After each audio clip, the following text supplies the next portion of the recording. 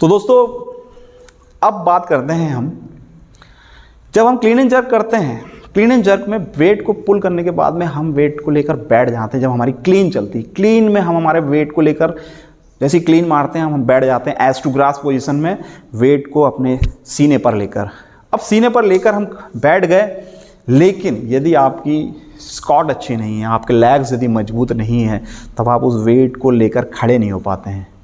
नतीजन होता यह है कि लिफ्टर इस वेट को पावर के हिसाब से उठाता है और ज़्यादा बैठना पसंद नहीं करता है और लिफ्ट को कंप्लीट करने देखता है। इस कंडीशन में उसकी जो क्लीन एंड जर्क है वो ख़राब होने लगती है, वो ज़्यादा बैठक नहीं ले पाता है, बार को ऊपर तक खींच के लेके आता है और जैसे जैसे ये वेट इंक्रीज़ होते जाता है और उसकी लिफ्ट जो है वो फेल होने लगती है।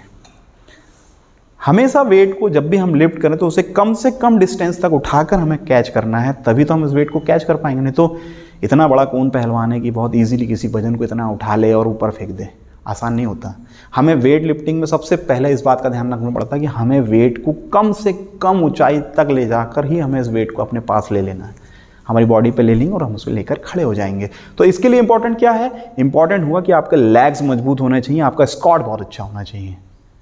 और क्लीन एंड जर्क के लिए इंपॉर्टेंट होता है कि आपका फ्रंट स्क्वाट बहुत अच्छा होना चाहिए।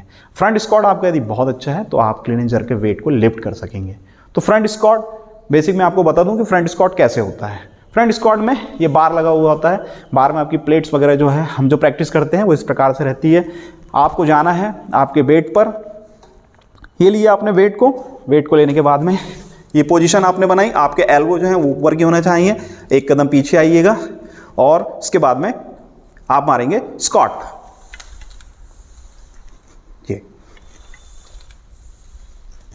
ये है आपका फ्रंट स्क्वाट।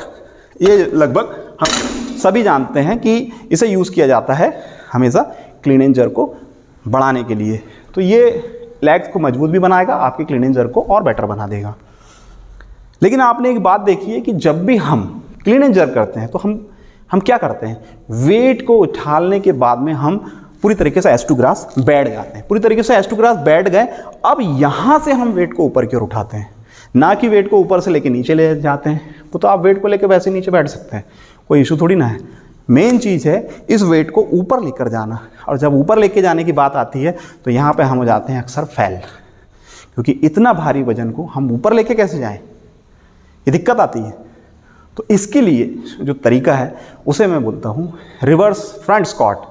जी हाँ, अभी तक हम वेट को लेकर खड़े हैं, बैठ के खड़े हुए हैं, अब हमें ऐसा नहीं करना है। अब हम करेंगे इसका उल्टा, अब हम इस वेट को लेकर बैठे रहेंगे, उठेंगे और फिर बैठ जाएंगे। इसे बोला जाता है रिवर्स फ्रंट स्क्वाट। वो कैसे किया जाता है, इसमें कुछ चीज़ें थोड़ी सी ध्यान देखिए। वेट वही, स्टाइल वही। यदि आपके पास स्मिथ मशीन है आपके जिम में, या आपके पास में स्क्वाट का स्टैंड है, तो इसकी जो बार की जो पोजीशन है उसको लेकर आइए एज टू ग्रास पोजीशन में। फ्रंट स्क्वाट में जो आप बैठे रहेंगे, लगभग 3 फीट की डिस्टेंस में आप आपके बार को रख लीजिए, उस पर आप बार को लोड करिए। आप जब बैठेंगे तब आपके पैरों की पोजीशन आने के बाद में, एज टू ग्रास बैठने के बाद में, बार जो है वो आपके सीने पर आना चाहिए और आपके एल्बो जो है ये यहाँ आना चाहिए, और इसके बाद में यहाँ से आप इस वेट को लेके खड़े हो जाएंगे। ये इसका टेक्निक होता है। जिनके पास में स्मिथ मशीन नहीं है, नॉर्मल हमारे प्रकार जिस प्रकार का ये स्टैंड है, इस प्रकार का यदि स्टैंड है, तो इस पर हम प्रैक्टिस किस प्रकार से करेंगे, टेक्निक वही रहेगी। थोड़ा सा इस चीज़ को देखिए। आपने ग्रिप किया, पकड़ा, फ्रंट पे लिया, आप एक कदम पीछे आ गए, ये आपकी पोजीशन हुई फ्रंट स्क्वाट की। इसके बाद में आप बैठ गए, यहाँ पे आपको होल्ड करना है। होल्ड करने के बाद आपको खड़े होना है और बैठ जाना है। ये आपका 1 2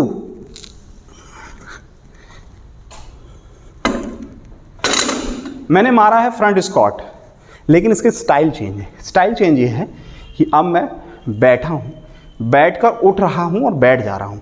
ये हुआ इसका रिवर्स। इसमें मैं जब भी इस वेट को लेकर खड़ा होता हूँ तब मुझे नए सिरे से अपने पावर को जनरेट करना होता है, और नए पावर जनरेशन के साथ मैं इसको लेकर खड़ा होता हूँ। तो इससे यदि आप इस प्रैक्टिस को इस प्रकार की यदि प्रैक्टिस करते हैं तो आपका जो रिज़ल्ट है वो बहुत बढ़िया होगा। आपका जो क्लीन एंड जर्क है उसके जो परफॉर्मेंस में सबसे बड़ी खामी यही आती है कि जब हम इसे उठाने जाते हैं तो ये वेट नहीं उठ पाता है। क्लीन मारने जाते हैं, वेट सीने पे नहीं आता है, सामने गिर जाता है। किसी से अपने ले भी लिए कंधों सीने पर तो हम खड़े नहीं हो पाते हैं। नतीजन हम इस वेट को पावर की तरह मारने लगते हैं, और जब पावर की तरह मारेंगे एक लिमिट होगी, लिमिट के बाद में ख़त्म, वेट नहीं बढ़ेगा। तो इसलिए जब भी आप क्लीन एंड जर्क करते हैं तो आपका फ्रंट स्क्वाट तो रहता ही है, तो फ्रंट स्क्वाट को आप नॉर्मल फ्रंट स्क्वाट के साथ में रिवर्स फ्रंट स्क्वाट भी जरूर कीजिए। तो ये है तरीका अपने क्लीन एंड जर्क के जो स्टैंड, जो क्लेन की जो पोजीशन है इसको बढ़ाने का। हम इस प्रकार से यदि प्रैक्टिस करते हैं तो हमारा क्लीन जो है वो और बेहतर हो सकता है और हम ज़्यादा वेट को लेकर खड़े हो सकते हैं। तो ये है जानकारी वेट लिफ्टिंग में क्लीन को बढ़ाने का तरीका। तो मैं हूं Santosh Kumar, happy gym mania channel से। आपको मेरी वीडियो अच्छी लगती हो तो ज़रूर मेरे चैनल को लाइक कीजिएगा, सब्सक्राइब कीजिएगा। धन्यवाद।